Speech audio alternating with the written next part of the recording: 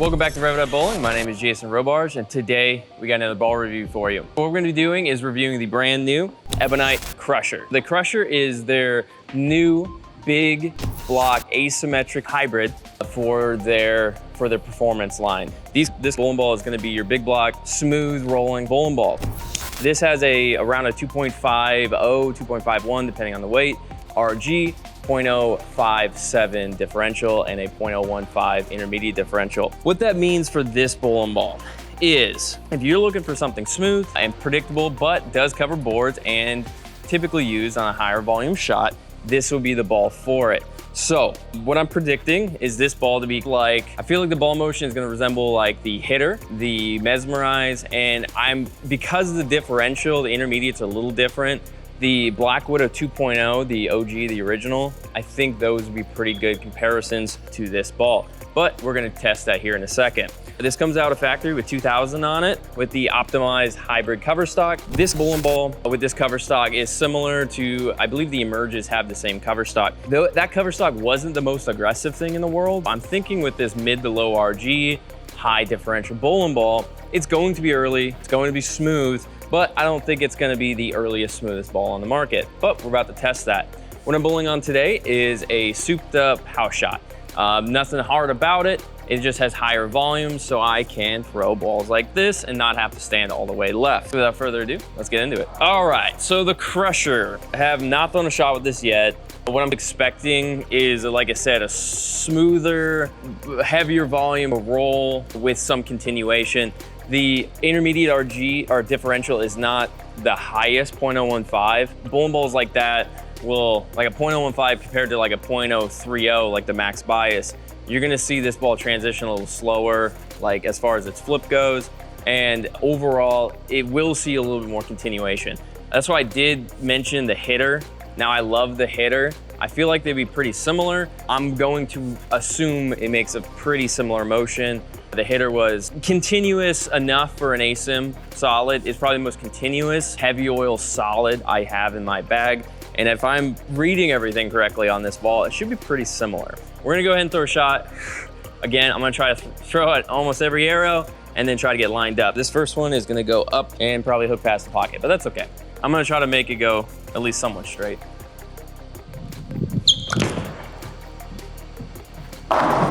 Yeah, that's to be expected. All right, first shot. It didn't grab as early as I expected.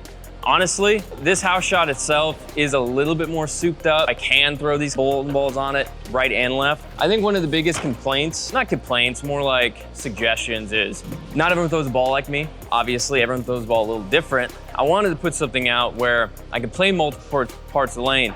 Sure, we might not throw it identical, but at least you'll be able to see the shape in the general area of the lane you are normally playing. So, all right, that was 5 board, pretty good. Let me check my spec though. Yeah, 5.8, break point, yeah, 7 to 5. It was pretty much up 5, not too bad. So we're gonna go to the second arrow, see what this does. I'm hoping by third arrow, it starts blending really well and I can keep the pocket, but I think this might be still a little too strong. We're gonna go like 10 to 5-ish maybe.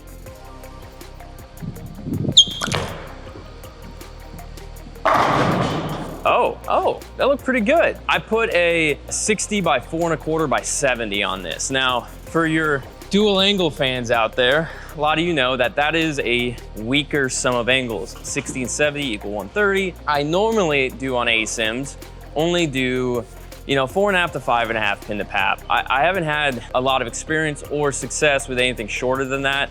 But on this bowling ball, it already had a lower RG and I wanted to keep that. So I went with a 4.25 pin to pap because I wanted it to be slow, but I also want to make sure it gets into its roll in the mid lane. That's why I went with the 60 by 4.25 by 70, because I want something slow, and that 70 makes ASIMs a little bit more continuous. Keeps that mass bias inward. All right, let's see here. That was pretty good. We're gonna go and move the third arrow, see what this looks like.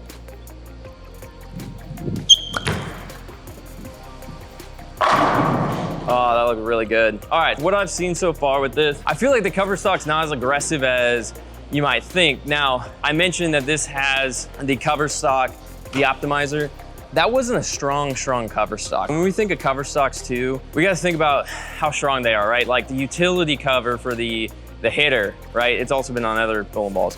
It's not the strongest cover in the world, but when you look at the bowling ball, you think asymmetric solid, it's gonna hook early, it's gonna be super smooth, and you're gonna need a lot of volume, which is true to a point with that ball, the hitter, but you can get away with it because that cover isn't as strong. And I feel like I see some similarities here with this. When I threw the Mesmerize, that cover is definitely stronger. Also came out of factory a lot duller. So let's see here, that looked pretty good. Let's go ahead and hop in the fourth arrow. Try to get 10 down lane. If I had to guess, this should weak 10 or maybe,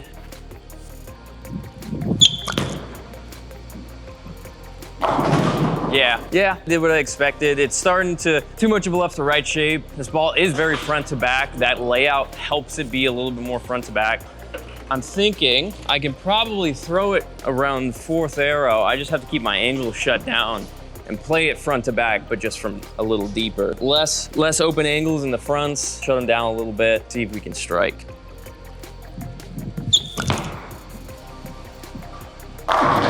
Yeah, okay. That's a really good example on a ball burning up. That one, it's just not creating that entry angle through the pocket. It's deflecting a lot. I think part of it is the ball it is getting down lane enough-ish, but it's not creating the entry angle I want. This bowling ball far, what I've seen is it's gonna be probably a right of fourth arrow bowling ball for me, but we're gonna keep messing around with it. I'm gonna try fifth arrow, try to have to tweak it, but I'm gonna play around after that. But we're gonna go ahead and try to go from fifth arrow. I think it's gonna be too much, so I'm probably gonna go 25 to 10 and see what that does. If I had to guess, we're gonna flat 10 again, or even worse. Let's see, fifth arrow. Get around it a little bit. All right, not bad. I have to tweak it quite a bit, slow it down a little bit to make that transition. But you can see it's a little slow for me. If I was playing this shot, I would expect probably a lot of weak 10s, especially when it starts to transition. That tells me that this ball is gonna be pretty good, more of a front to back bowling ball, fresher oil, where you need a slow responding bowling ball. For typically fresh speaks to a fast transitioning pattern, right, for your bowling balls. We want something slow. This is definitely that ball. So now we're gonna play around with it a little bit. I'm gonna go ahead and try to play up the gutter some. That actually provided really good shape and it had really good continuation through the pocket. Let's go ahead and move back right. I'm gonna try to go around second arrow. At most, get it to 5, 6, 7 down lane.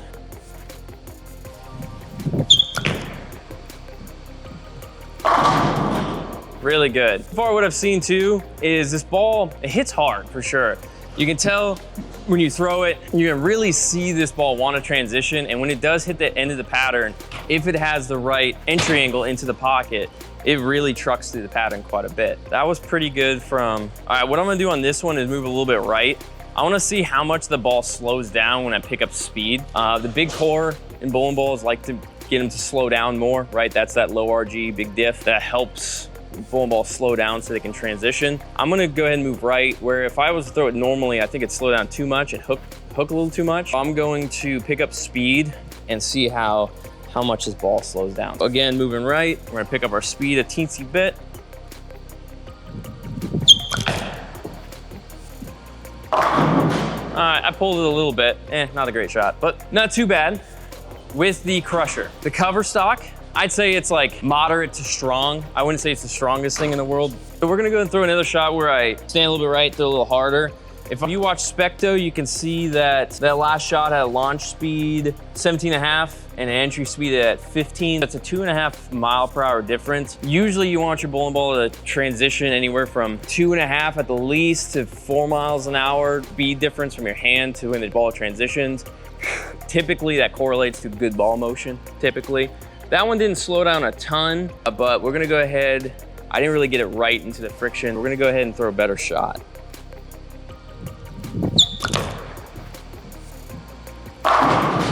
Better. All right, let's see how much that slowed down now. So that one had a launch speed, 17.7, entry speed of 14. So that slowed down 3.7 miles per hour, which typically speaks to a pretty good bowling shot.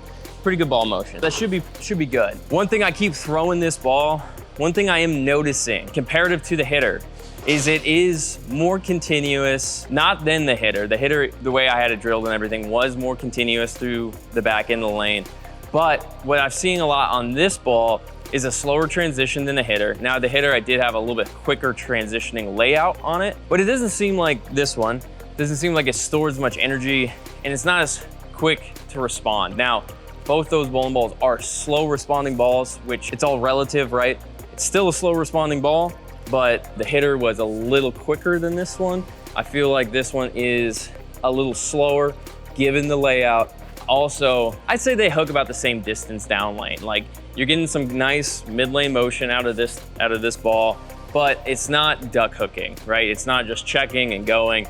You can still see it pick up the mid lane, starts flaring, and then when it finishes its transition at the end, you can still see it continue off the end of the pattern a little bit. But again, ASIM, they don't like to continue as much on the end, but this one definitely has a little bit more. We're gonna go ahead and I'm gonna move left a little bit more.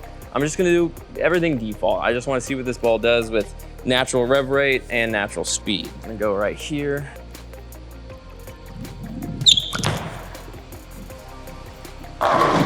Not bad. I got that one right. That shows me it has some recovery. Again, it's a slower responding ball. If you're looking for something that's built for fresh, if you have a little lower hand maybe, you can definitely throw this on fresh. Again, fresh versus transition of patterns. Typically a fresh pattern is gonna speak more to slower layouts, slower bowling balls as far as how they respond.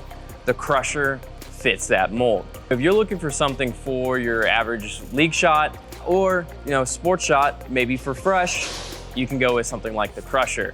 Now, Ebonite has produced in this ball the second highest diff, well, of the current market, of what's available. This ball has the second highest diff at 0.057 than any other bowling ball on the market. The only other ball that has a higher diff than this thing is, I believe, the Black Widows, and then I think the Effect is at like 0.058. This has one of the highest diffs you can get in a bowling ball. Expect it to flare a lot. It's gonna need a higher volume of oil. If you're more speed dominant, sure, absolutely, this ball is gonna wanna slow down. If you're more rev dominant, be careful with something like this. Again, you might need to put a weaker layout or a slower responding layout. Increase that val number, 50 plus-ish, depending on who you are. But I would say if you're looking for something that's smooth, provides a little bit more continuation, but still sees that mid lane pretty well, this would be the ball for it. I'm more than likely gonna be throwing this fourth arrow right. Like, I highly doubt I'm gonna be left to fourth arrow. More than likely, I'm gonna be playing more of a up the lane, front to back, closing down the entry angle off my hand and playing the ball that way. I'm gonna go ahead and throw one more shot to end it off on, but this ball, when this video releases, will come out here in about 2 weeks. This video should be out by September 3rd upon the information release date. If you guys have any questions about this ball, I'm gonna get more games on it, especially with the season coming up right now. So if you guys want to know how this ball has done after 10, 15, 50 games, I'll try to put 50 on it, we'll see. But let me know. If you guys have any questions, just leave them in the comments and we'll get to you as soon as we can. Let's go ahead and strike one more time. Good shot to end it off on. I like that last shot. Everything was default. It did leave a soft 7. I'm gonna pull my eyes in, bring it to 8 as my break point, not 5. Try to be just around that second tracer down lane. Maybe a little to the right. Oh, I sent it right. Oh, but it came back nice. The Crusher comes out here in about 2 weeks when this video gets published. If you guys are interested in one, go ahead and hop online, get one ordered, or talk to your local pro shop. If you guys really enjoyed this type of ball review, please leave a like, smash that like button. Helps way more than you might think. With that said, my name is Jason Robarge. We'll rev it up bowling. Much love, peace.